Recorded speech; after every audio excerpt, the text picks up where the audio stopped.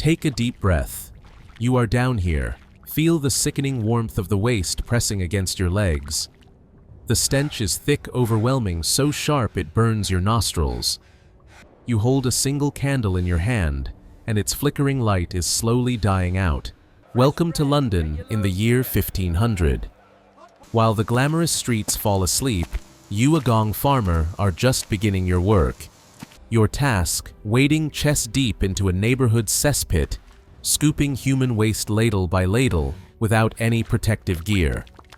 Every night you face death from toxic gases, from suffocation, from a single spark that could turn this cesspit into a deadly bomb. This isn't just the worst job in history, it's a sentence. Would you dare trade your dignity, your health, even your life, just to keep London from drowning in disease? Come with me deeper, because the life of a Gong farmer will force you to rethink what survival truly means. Plague ghosts, the work that kept London alive. Welcome to your shift. This is where it begins, but don't expect the sun. In 16th century London, your existence itself was an offense to the senses. The law was clear: you were only permitted to surface between 9 at night and 5 in the morning. Why? Because the filth soaked into your skin could make an entire street vomit, and the refined world above refused to let their eyes be contaminated by your existence. You were not a citizen. You were a ghost, allowed to haunt the alleys only once the city was asleep. At night, the city goes quiet. At night, no one is watching. And only then are you allowed to exist. So what is your task? Not sweeping streets, not clearing waste. You go down into the ground, down below the floor, down beneath the primitive toilets of timber houses and cramped boarding rooms, down into the pits where years of human filth have been left to rot. Everything a family discards ends up down there waiting for you. The first thing you feel is the warmth, wrong, unsettling. Waste floods into your boots, climbs past your knees, reaches your waist. In pits left untouched for years, it can rise all the way to your neck. One slip, and you vanish beneath the thick black slurry. Your tools, nothing modern, just an iron shovel and heavy wooden buckets. You use your own strength to shovel it out bucket by bucket. The stench of ammonia rises thick in the air, burning your eyes, setting your lungs on fire with every breath. When the bucket is full, you pass it up to a coworker above, who empties it into the waiting cart. You scoop, pour it into the bucket, pass it up, repeat, hundreds of times. All it takes is a slippery floor, a moment of dizziness, or one breath of toxic gas rising from the bottom of the pit, and you can suffocate right there. No one hears you cry for help. No one climbs down to pull you out. The next morning, the landlord simply hires another Gong farmer. When the pit is finally emptied, the job still isn't over. You load those buckets onto the cart. The waste is thick, heavy, and reeking. You drag the cart through the dark streets out of the city to the dumping grounds on the outskirts of London. Only when the sun is about to rise are you allowed to disappear again. The heavy cart begins its journey out of the city, dumping the night soil onto the fields beyond the outskirts. London breathes a sigh of relief, cleansed at last. But you are dissolving into the very filth you were paid to remove. London is cleaner when people wake up. No one knows, no one asks, and no one wants to know. Because for a city to function, there are jobs that must exist in the dark. And you are the one who does that job. When stench becomes a death sentence, but the revulsion toward the stench is only the beginning, because deep at the bottom of that dark cesspit, every breath you take carries not just filth, but a lurking death sentence hidden in pockets of toxic gas. You are down at the bottom of the pit, and this is where the real fear begins to consume you. The stench here is no longer just an inconvenience, it is a weapon. The air is thick with methane and ammonia, toxic gases that can knock you unconscious after only a few deep breaths. When you step down, the stench hits you like nothing on the surface ever could. It's not just the smell of human waste. It's the odor of years of decomposing filth, rotting food, and the carcasses of rats, cats, and insects that fell in and decayed there. And if you fall into the pit, you don't drown. You suffocate in the stench itself. Look at the single candle you're carrying. In this darkness, it is your guardian angel and also the messenger of death. If the flame begins to flicker, then suddenly goes out, your lungs are already running out of oxygen. You have to climb out immediately. If you don't, you'll collapse and be buried alive in the very waste you're clearing away. But be careful, just a single spark from that candle, touching a pocket of methane built up over years, and the entire cesspit turns into a bomb, blasting you into pieces. But a sudden violent death isn't the worst fate. Disease is the silent enemy lurking in every inch of your flesh. All you know is this: small cuts never heal. Your skin is constantly ulcerated, your joints swell and stiffen with pain, and at night, you burn with fever drifting in and out of delirium. Many Gong Farmers died from blood infections, intestinal diseases, or fevers with no name. They didn't die quickly, they wasted away. And when they no longer had the strength to climb down into the pits, society discarded them as worthless. You are working inside a massive incubator of disease. Many pits were supported by old wooden planks, rotting beams, and makeshift structures that had long since been eaten away by human waste. The crack of rotting timbers holding up the pit walls. These death traps were built decades earlier. While you're focused on digging, the pressure from the earth and the waste can collapse the entire structure at any moment. In the suffocating darkness, you are buried beneath hundreds of pounds of waste. No one hears you. No one digs you out in time. The next morning, the landlord simply calls it an accident. In the eyes of Tudor-era Londoners, your profession wasn't just filthy. It was the most terrifying job in history. They looked at you as someone walking along the edge of hell. But here lies the paradox: the entire city depends on you to survive. If you vanished, London would drown in its own waste within months. You keep the city alive, but the price is your own life. Night soil. The price of humiliation. Why would you choose to wade into hell every night? Why accept a life that even a nobleman's dog wouldn't come near? The answer lies in the filthy coins weighing down your pocket. In 16th century London, poverty was more terrifying than death itself. While an ordinary laborer broke his back all day in the fields, or a carpenter's shop for a meager 6 pence, you, the man standing at the bottom of a cesspit, were a tycoon of the night. Every ton of night soil you hauled up earned you as much as 18 pence, 3 times a normal day's wage, not because society valued you, but because no one else would do it.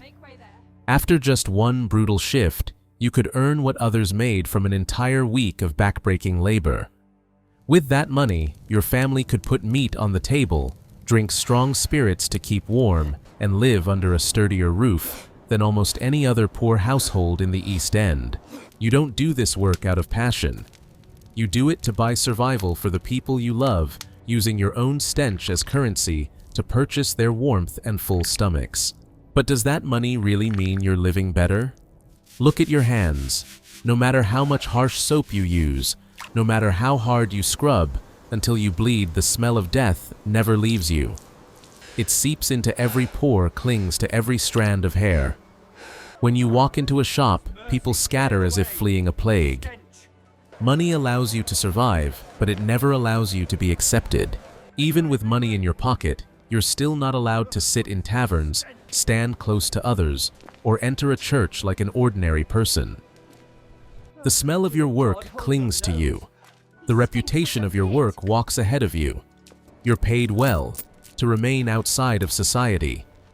You are wealthy in the darkness, but a beggar for dignity in the daylight. Those 18 pence don't just pay you to clean cesspits, they pay for your permanent isolation from human society. You are a Gong Farmer, a filthy outcast hero keeping London free of disease with the humiliation of your own life. The paradox of survival the great outcast. London needs you, but London doesn't want you anywhere near. Have you ever felt like a ghost in broad daylight? In London, in the 1500s, that was your life. Londoners didn't just recoil from you when you were down in the cesspits. They were repulsed by your very existence, even when you were simply breathing the same air as them. People don't just turn away when you climb down into the cesspit at night. They turn away all the time. The smell of your work doesn't disappear with daylight. It clings to your hair, your clothes, your skin, and your reputation. No matter how many times you wash, you're recognized with a single glance. The law doesn't just limit your working hours. It imprisons where you're allowed to live. You're forced to reside in segregated areas, the most remote and miserable edges of the city, far from churches, markets, and taverns. Places where the wind carries the stench back toward the River Thames instead of into the noses of the aristocracy. You have no neighbors, only co-workers who carry the same smell of death on their bodies. You live on the edge of London, and socially you're never allowed to step into its center. Look into their eyes when you accidentally pass through the street in the early morning. It's a cruel contradiction. They need you, yet they are disgusted by you. Without you, in just 1 week, London would drown in its own waste. Cesspits would overflow into the streets, and plagues and cholera would sweep through the city from the richest households to the poorest. You are the final shield standing between the empire and total annihilation. But instead of a word of thanks, they treat you like a contaminated object, a bringer of bad luck. London is ashamed of you. You're like a surgical knife needed to cut out the tumor, but the moment the operation ends, it's cast aside because of the horror it represents. So society chooses the easiest solution: keep you far enough away that they don't have to think about you, but close enough to keep using you. You exist, but you are never acknowledged as part of the community. That is the tragic paradox of the social system of the time. You are the one who keeps London's heart beating, yet London refuses to give you a place within it.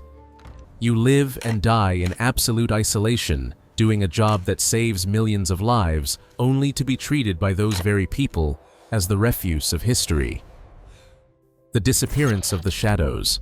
There was no revolution overnight, no celebration, no words of thanks.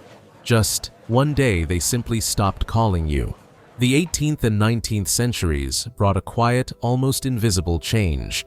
The first water regulation systems appeared, and flush toilets gradually became the new standard. Massive underground sewer networks spread like veins beneath the city, sweeping away filth with the force of running water instead of human bodies. Waste no longer sat beneath the floors. It was carried away, removed from sight.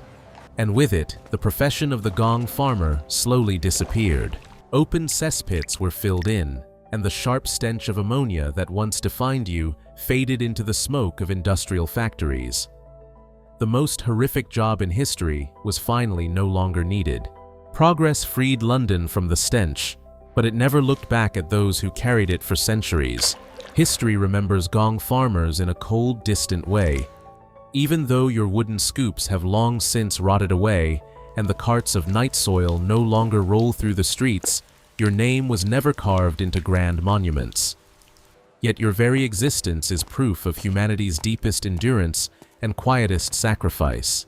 You stood in liquid filth so that an entire city could stand on clean ground. And now it's your turn. Ask yourself, if you had been born in London in the year 1500, would you have dared to do that job just to survive? And today, what jobs are keeping our society running that you've never wanted to look straight at? Progress doesn't erase the past. It only pushes the dirty work into other corners of the world, places we rarely choose to look at. Why does this matter? The story of a Gong farmer isn't merely the retelling of a disgusting job from history. It is a mirror reflecting the cruelty and the paradoxes of human society itself. Society functions because of filthy work that never appears in standard history books, is never named in hymns of progress, and that no one wants their name attached to. But the moment that work stops, everything collapses. If no one removes the waste, the city will drown in its own filth. The Gong Farmer is the very symbol of that forgotten sacrifice. It reveals a painful truth: a city can survive because of your devotion down in the cesspits, yet it will never grant you respect or equal dignity. They need your dirty hands so that their own can remain clean. The price of prosperity and civilization is sometimes the burial of horrors and marginalized lives beneath the shadows cast by technology. Technology allows us not to see. It doesn't erase the cost, it only makes that cost invisible. Today, we no longer have Gong Farmers wading through cesspits, but all around you, there are still people doing quiet, dirty, and despised work to keep your life comfortable. Every civilization has an underground layer. When everything around you runs smoothly, clean streets, flowing water, a living city. Have you ever asked yourself who is doing the work you'd rather not see? Because history has shown us that the people who do the dirtiest work are often the most essential to keeping the world turning. Honor the silent values. If this video changed the way you see the world, don't forget to like and subscribe to join me in uncovering other truths buried by time. Goodbye, and thank you for walking with me all the way to the very edge of the darkness.